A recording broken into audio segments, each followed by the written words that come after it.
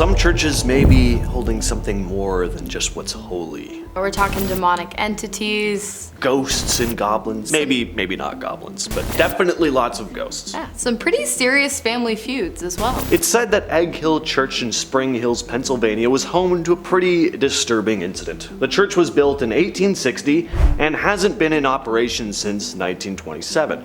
At some point in the late 1800s, on Halloween night, a night service was being held. Everyone in the church died that night at the hands of the minister who had poisoned the communion wine.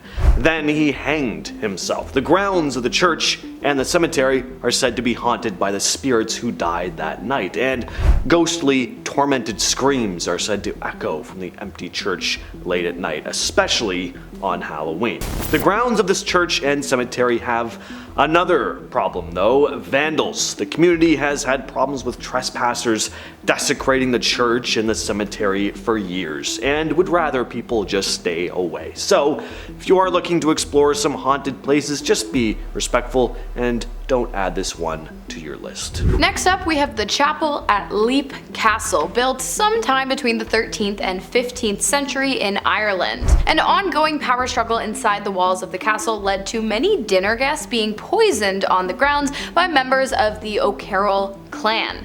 But if you think that's bad, listen to this. During a particularly heated argument, one member of the clan plunged a sword into the heart of his brother, a priest, while he was holding mass in the castle's chapel, which, since the gruesome event, is referred to as the Bloody Chapel, which is also said to be haunted by the deceased priest. Oh, but if you think that's bad, during renovations of the chapel in the 1900s, workmen discovered a secret dungeon beneath the church. Turns out the chapel had been equipped with a trap door. Those who fell through it plummeted directly into the dungeon and onto sharp wooden spikes, which would puncture their lungs, causing them to die an incredibly slow and painful death. And this didn't just happen once or twice. Workers hauled 3 cartloads of human skeletons from the dungeon before continuing on with the renovations. St. Mary the Virgin Church in Clophill is said to be one of the darkest churches in England, or former church that is. It's been out of use since the 1840s. Yeah, this place is very old, which definitely adds to the atmosphere.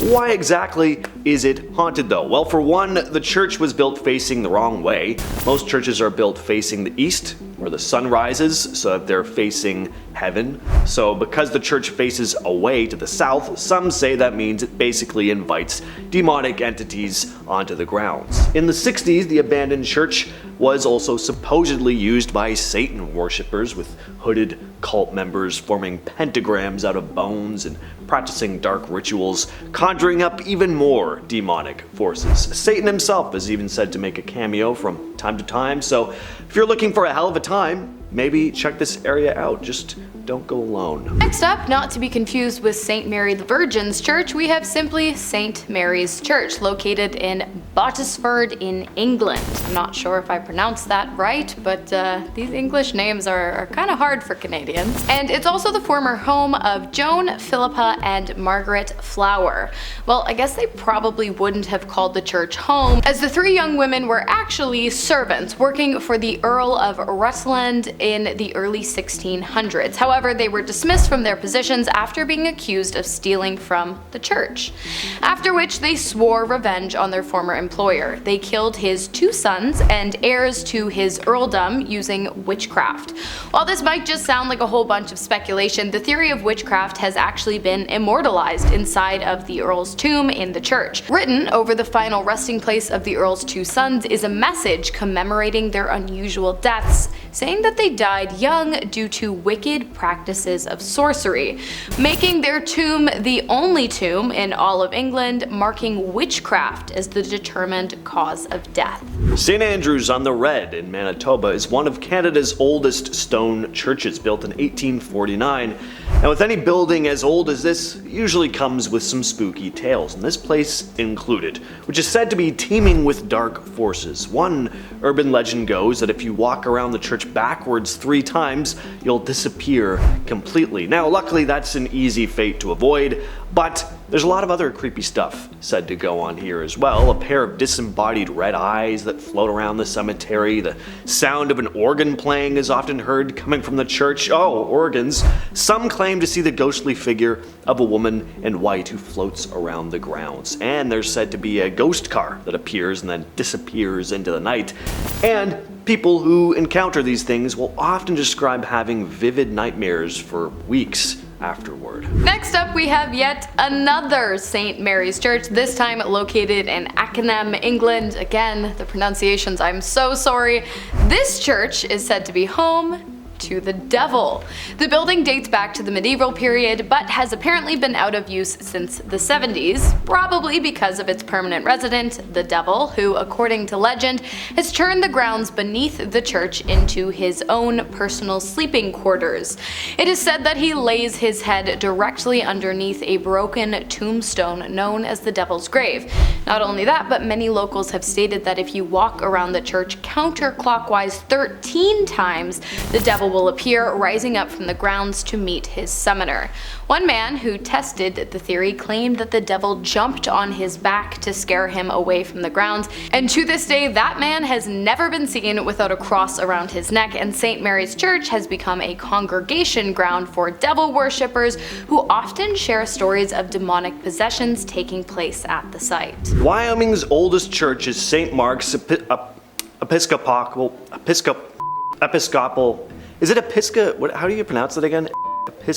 Episcopal? Yeah, Episcopal. Wyoming's oldest church is St. Mark's Episcopal Church. Is St. Mark's Church. It's a beautiful historic landmark, but during the church's construction, something very disturbing happened. 2 Swedish immigrants who had been completing the masonry for the bell tower one day were working away when one man fell to his death in the basement of the tower. Did the other man contact authorities immediately?